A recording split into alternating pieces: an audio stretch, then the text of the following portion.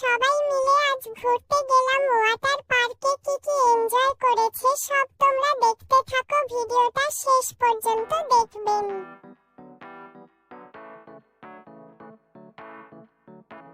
এই বাড়া, আমার তো দুমেটকে গেল। ইয়াদের বাড়া, কিছু হচ্ছে না কেন?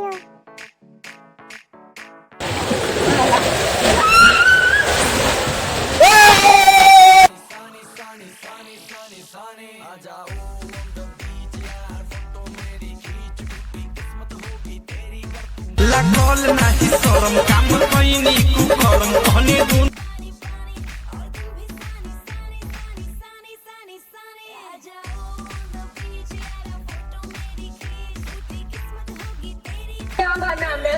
स्विमिंग पूल बनावई हा Now, what did you name?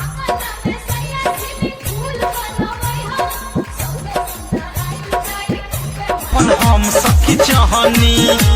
लागल नाही शरम, काम कईनी তো গাইস, গান করতে কি আলু ইয়ারা সব ডান্স করছে তো। हम